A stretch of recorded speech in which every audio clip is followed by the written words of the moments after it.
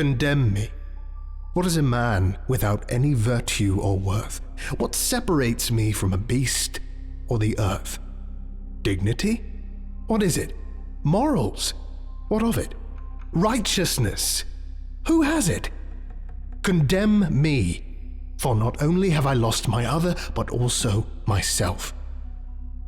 I cradle my former mistress in my arms, holding her close, still warm, still smelling faintly of orchids, still remembering the soft touch of gentle skin as my hands embraced her neck and squeezed every last breath out. Resounding applause.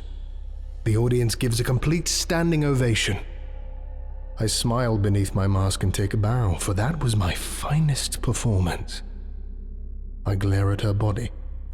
Smile for the crowd now!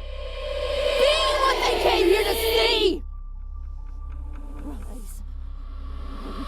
Smile, you wretch! She does not join me, as she was not performing. I awake. Was I dreaming? I can no longer tell. My mask is hung on the wall opposite me, glaring at me. Why do you hate us? Why do you torment yourself? Why shun your shadow? It's part of a parting gift, a passing of the torch between teacher and student of the arts. Even now, her words echo. I can remember when Zariman fell from the stars, gazing upwards to the sky, and all we could do was scream. The vessel crashed down onto the sprawling slave districts, and all they could do was scream. Dax soldiers were the first to arrive at the wreckage, swords at the ready with their illustrious gleam. And what did they find? Monsters. Rejects of the bleakest hell, wearing the skin of children like wolves in sheep's clothing. And all they could do, upon being greeted by Dax steel, was scream.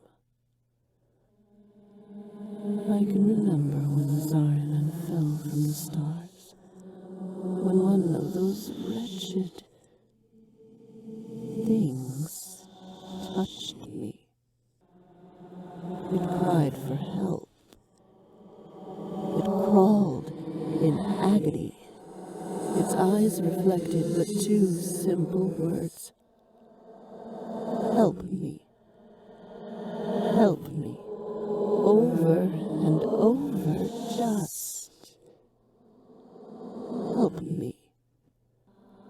I was disgusted. I awake. How long have I been here? These walls are foreign to me. This chair is not mine. This room is bright enough to nearly blind me, yet I find something mesmerizing. But what is it? My head burns enough to drive me to tears. These thoughts, how they try to corrupt me. They silence me, they scare me. My skull is going to burst. My dark thoughts have fallen in love with me. They won't leave my side. They crave me. These thoughts, they never let me rest. They have unlocked the gates of hell in my mind. They love to torture me. These thoughts, how they love me so. They hold me tightly. I'm being held hostage. They choke me.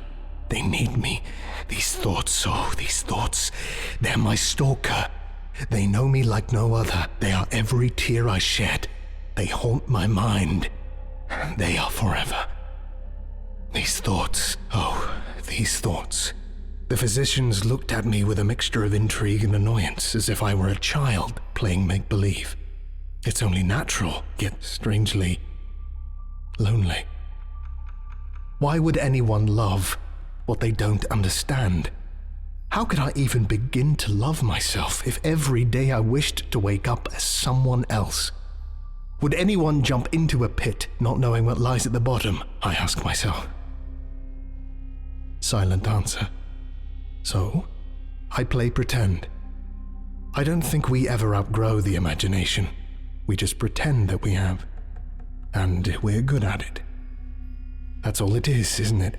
A big, silly game of pretend. Pretending to feel, pretending to understand, pretending to know better. Pretending to be someone you are not. The greatest of liars are able to captivate even the most resilient of souls with but a few silver-tongued words, leaving them all none the wiser. Put on a show! Seeing is believing, and no one questions what can be seen. Put on a show! Only when we lie to ourselves can the truth of our souls be revealed. Put on a show! Become that which you are not, and soon you may find yourself spreading falsehood without ever telling a lie. I awake. Lately I struggle against myself, to look at myself, to love myself, to be myself, and I'm starting to lose more and more. My mirrored reflection taunts me. I'm sneering at myself, laughing at myself, mocking myself. My brain scorches me, entices me, seduces me, haunts me. Sweet-tongued words perforate my skull the same way a blade would pierce the skin of a slave. The mirror says I am the one speaking them, but I do not remember forming the thoughts. Reality isn't what it seems to be. It isn't touch nor sound.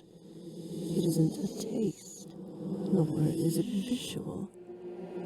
Reality is what is perceived, what is believed, what is understood to be true, even when the memory is not. When the heart makes up its mind, and the mind draws up its own conclusion, then that is reality. Even when it's wrong, unjustly created. What is real?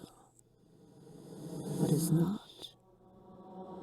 Why what one person sees isn't the same as what the next person saw, felt, heard. Is one of them wrong? If so, then how is it proven, or how is it disproven?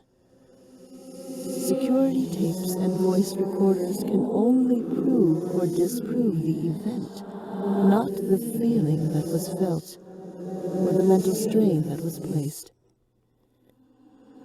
How can something feel so right to one person, yet completely tear down another? One thing felt so good, yet was so bad for you. There is no spoon, nor is there a hand to hold it. For as your mind bends to the force of your own thoughts, the labyrinth that it creates spins your reality into something different, irrecoverable, irrevocable. Irresponsibly, I stand here, looking terrible in your eyes, and with love mirroring the effects of the icy stare, I stand here looking terrible in my own eyes. This is reality. Unfixable, unforgivable, unimaginable. Maybe. But if there is a chance to fight the reality, to bend the spoon, to show you that my reality is not your reality, then maybe this is real, with two different realities. I awake. Was I dreaming or remembering? I don't know anymore. A cage prevents me from moving. Steel rods pierce my skin and bone. My limbs are not my own. I can't feel myself. Several Dax stare at me, wearing my mask. You are but a fool. Why do you desire death? What is your answer? My answer? What is my answer? My mind can only produce one word. Nothingness. Do you understand why nothingness hurts the most? Because it does so without touching you. You feel nothing, and deep down inside we seek love, and to be loved to infinity. If a glass is said to hold infinity, nothing can fill it up. That's what happens to someone who decided to feel nothing, subconsciously or consciously. You may have someone to love you afterwards, but it never feels enough. At some point, I'll stare into the wall and wonder why the glass won't fill itself. There's a cure for sadness, loneliness too, but there's no means to cure nothingness. I awake. How many times have I found myself here? A noose holds me from the ceiling. I can't feel. My teacher stares at me, decaying flesh surrounding my mask on her face. You what a curse! Why are you even alive? Perish, you savage! Pretending is not hiding me. What did I do? Why can't I change? What did I do? Why can't I remember? What did I do? Why am I scared? Why am I confused? Why am I me?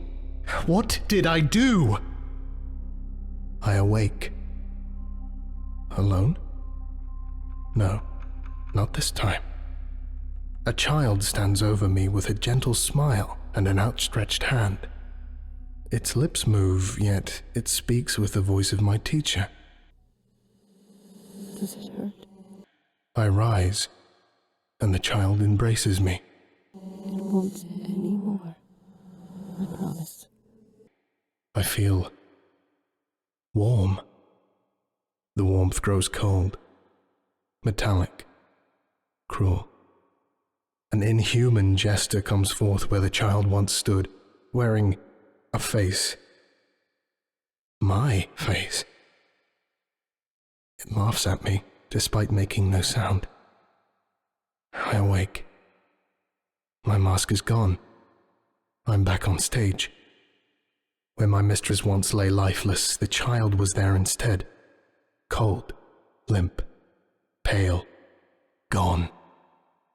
The audience was still applauding and laughing. Laughing and laughing. Was this my own doing? My own actions, my own remorse? Anguish builds in my chest. I want it to stop. The audience is still laughing. I want it to stop. I fall to my knees and weep. I want it to stop. A shining orb comes from behind me and flares. The laughing fades into echoes. I look up. Dust and cinder had replaced the audience. A mirror appears before me and offers me its hand. No, not a mirror. Me. My eyes become overwhelmed by tears. My doppelganger holds me close and says with a tender voice, "Witness your new path. You are me, and I am you. Our name shall be